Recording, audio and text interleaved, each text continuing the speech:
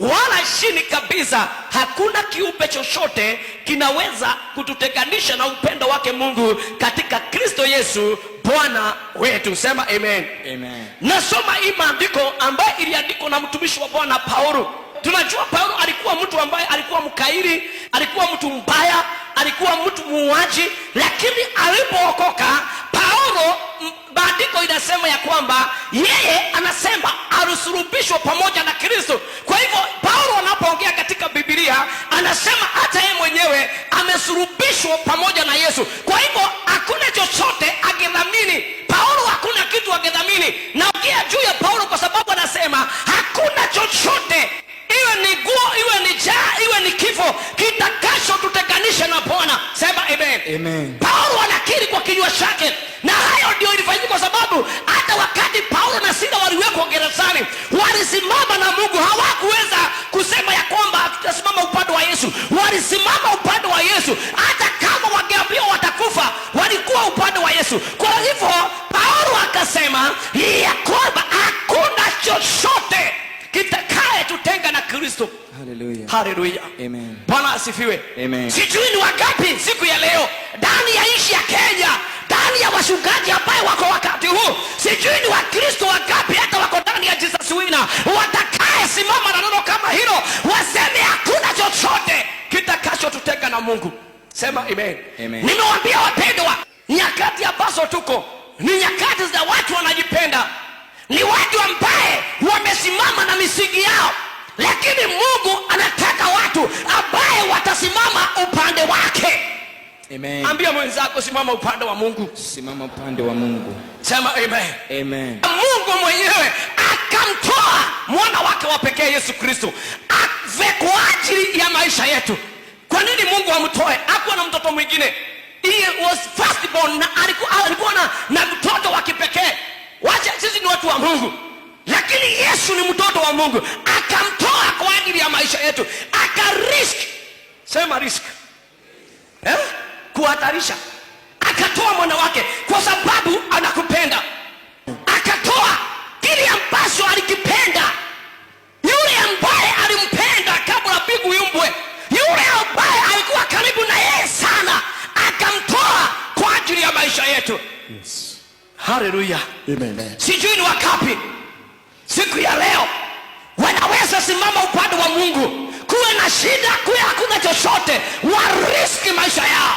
Tunaona katika Biblia kuna watu walirisiki maisha yao. Angalia mtu mzee wa imani Ibrahimu katika Mwanzo 22, inasema ya kwamba Ibrahimu baba yetu ya imani kuona gharama yoyote wakati Mungu alimwambia. Unajua kitu moja, Ibrahimu alikuwa amekaa miaka yote akiomba Mungu ampatie mtoto wa kutoa machozi.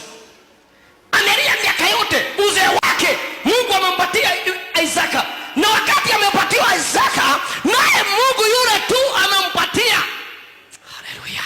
Amen. Akamwambia Ibrahimu, nataka unipatie huyo mtoto.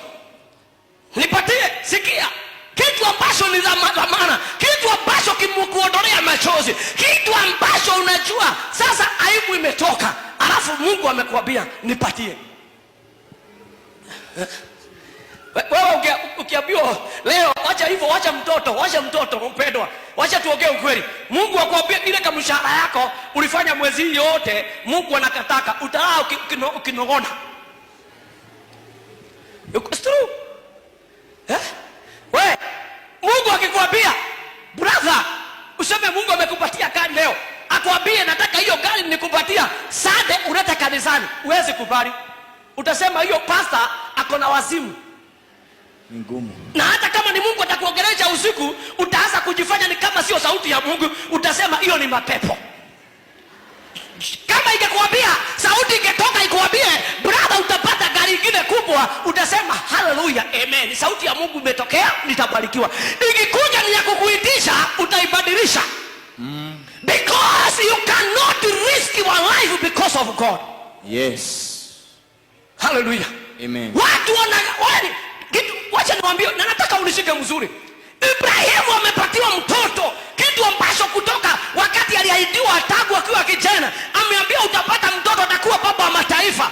Alafu amepatiwa akiwa wakati wa kukufa, karibu kukufa. Alafu tayari Mungu akamwambia nataka hiyo mtoto. Haleluya. Ibrahimu kusikia sauti ya Mungu, hakutaka kujua itatokeaje. Mtoto walipatiwa na sauti kasema atakuwa baba wa mataifa, na sasa sauti nyingine imetokea, nipatie mtoto. Ibrahimu alienda akaambia mtoto, twende tukatolee Mungu dhabihu. Wakafika mpaka mlima wa Mori. Mtoto wajui kunaendelea nini, ajui nini kitafanyika pale. Angalia, mtoto wajui. Na Ibrahimu naona hata atakikwambia Sara, juu akiambia Sara vita ingetokea hapo, kwa sababu angemwambia hatakuwa maternity na wewe Ibrahimu, huyu si wako, enda ukatoe wako. It's true. Kunafika mahali mama anasema mtoto si wako baba, huyu ni wangu, enda ukatoe wako. Lakini yakuambia Sara, alisema Mungu amesema hapa, hakuna mambo ya kujadiliana. No compromise. Yeah, hakuna mambo ya kujadiliana. Kama Mungu amesema. Sasa akachukua mtoto akaenda mlimani. Kufika pale, haleluya, akachukua kisu atoe mtoto ambaye Mungu amemtoa. Una riski, kuna ujui itaendelea namna gani.